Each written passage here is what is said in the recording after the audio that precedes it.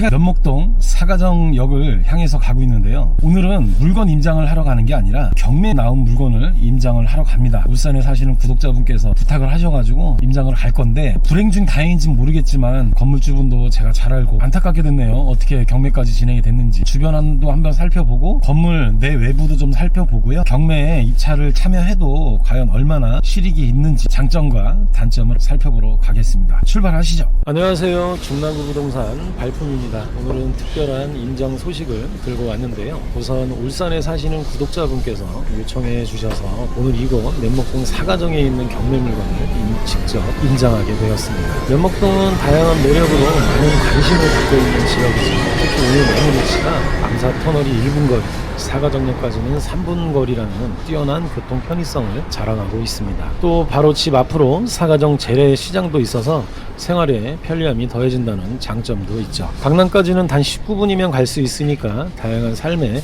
질을 높이는 곳이기도 합니다. 오늘 임장할 매물은 단순한 부동산이 아닌 이 지역의 매력을 잘 보여주는 특별한 장소라는 생각이 드네요. 시청자 여러분들과 임장을 요청하신 구독자님과 함께 이 물건의 장점과 단점을 살펴보며 투자에 대한 고민을 함께 나누는 시간을 가져볼 예정입니다. 또 경매에 참여하고자 하시는 분들을 위해서도 유용한 정보들을 꼭 챙겨 드리겠습니다. 참 세상살이 새용지마라고 하잖아요. 하필이면 경매 임장 건물 주인분을 제가 잘 아는 분이네요. 건물에 임차하신 세입자분들도 모두 힘내시길 바란다는 말 전해드리고 싶습니다. 오늘 임장할 물건은 서울특별시 중랑구 면목동 467-24번지에 위치하고 있고요. 이 경매는 2025년 2월 13일 목요일 오전 10시에 진행이 됩니다. 사건 번호는 2024 타경 105003이고요.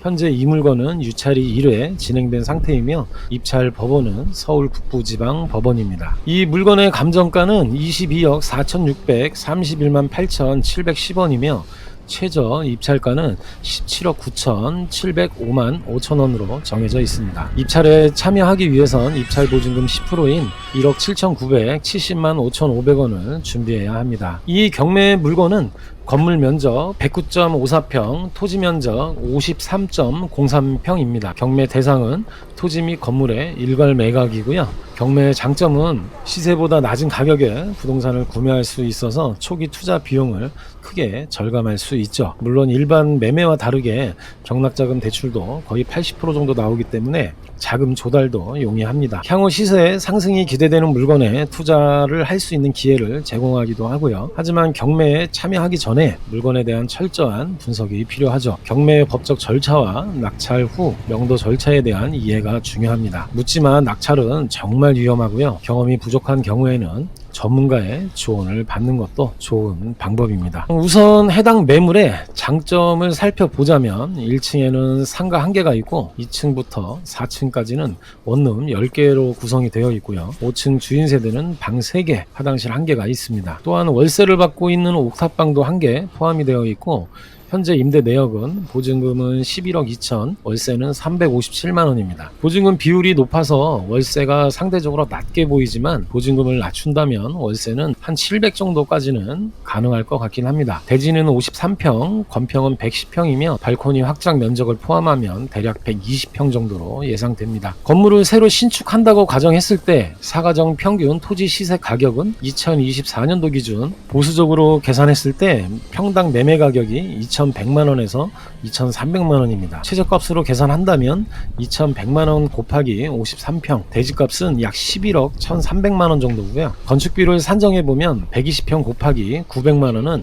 약 10억 8천 정도이고 부가세 포함하면 12억 정도로 예상이 됩니다. 현재 물건의 감정 가격도 22억 초반으로 거의 근사치에 육박하게 나왔죠. 이래 유찰되어 다음 입찰 가격은 17억 9천만원대입니다. 이번에 한 번 더 유찰될 경우 15억 정도 선에서 낙찰을 받고자 하는 분들이 많이 계실 것으로 보입니다. 물건의 권리 분석도 어렵지 않습니다. 새마을금고 대출이 말소 기준 권리인데요. 낙찰 이후에 인수할 권리가 없어서 분석이 어렵지 않은 매물이고요. 만약 안정적인 역세권 수익형을 원하시는 분들은 그리 나쁜 선택은 아닙니다. 다음으로는 물건의 단점을 한번 짚어볼게요. 현재 1층 점포는 인구 밀집 지역이긴 하나 사람의 통행이 활발한 도로변에 위치하고 있지 않아서 점포 점포의 상업적 기능이 저하되고 있습니다. 상가 지역에서의 유동인구는 매출에 큰 영향을 미치기 때문에 이러한 위치는 점포 운영에 상당한 불리함을 초래하죠. 위치적 문제로 인해 고객 유입이 원활하지 않아 접근이 어렵다 보니 특화된 업종 이외에는 입점할 가능성이 낮아 보입니다. 일반적인 홈쇼핑이나 사무실 용도 외에는 실제 운영 가능한 업종이 부족해서 장기적으로는 공실 위험이 커질 수 있을 것 같고요. 이는 수익성 저하와 함께 유지비용 증가로 이어질 수 있겠네요. 공실이 발생될 경우 상황에 따라 시설관리 비용이 발생하거나 임대료 수익이 전혀 없을 위험이 있습니다. 이는 투자자의 재정적 부담이 커질 수 있는 상황이죠. 두 번째로 다중주택의 단점입니다. 다중주택은 개인 취사시설을 허용하지 않고 공동으로 사용하는 취사시설이 필수인데요. 거의 모든 다중주택들이 준공 후에 개별 취사시설을 갖추고 임대를 놓고 있는 실정이죠. 만약 원상복구를 해야 하는 경우가 생긴다면 워낙 세대수가 많기 때문에 원상복구 비용이 많이 발생될 수 있습니다. 원상복구를 하더라도 세입자들이 공동 취사시설을 사용하는 경우 상대적으로 개인의 생활 편의성이 떨어지고 이로 인해 세입자 유지율에도 부정적인 영향을 미칠 수 있겠죠. 세입자들이 공동 취사시설을 사용하는 경우 이러한 구조는 매력적이지 않을 수 있습니다. 이로 인해 세입자 모집 경쟁에서 불리할 수 있을 것 같고요. 이는 임대료 하락으로까지 이어질 가능성이 존재합니다.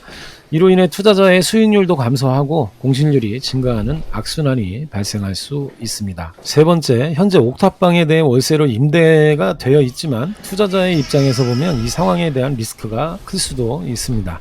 만약에 세입자가 전입신고를 하여 다락방이 법적으로 개별 세대로 인정받게 되면 다중주택이 아닌 다세대 주택으로의 규제가 발생할 수도 있습니다. 이 경우 발생할 수 있는 세금 문제는 투자자에게 큰 부담이 될 수 있겠죠. 매수인은 취득세 중과를 받을 수 있는 리스크가 있고 매도인에게는 양도세 중과의 가능성이 뒤따릅니다. 네 번째, 2층 근린생활시설 부분은 주택으로 사용하는 경우인데요. 이는 법적 소송이나 문제를 야기할 수도 있습니다. 주택 용도로의 변경은 종종 건물 재개조나 인허가 문제를 동반할 수 있으며 이러한 과정은 시간과 비용이 소요되므로 신중한 접근이 필요합니다. 저렴한 가격의 경매를 통해 낙찰받는 것은 투자에 있어 중요한 요소이지만 부동산 가치는 매각 시점에서 더욱 중요하다는 점을 강조하고 싶은데요. 재매각 시에 수익성을 고려하지 않으면 투자자에게 심각한 손실로 이어질 수 있고 현실성으로 수익성이 낮아질 확률도 높습니다. 이러한 사항들은 향후 경매 입찰 결정을 내릴 때 중요하게 고려되어야 할 요소입니다. 구매와 동시에 시행착오를 최소화하기 위한 충분한 정보 수집 및 전문가의 조언을 받는 것이 꼭 필요해 보입니다. 위에 서술한 다양한 단점들을 고려해서 경매 물건에 대한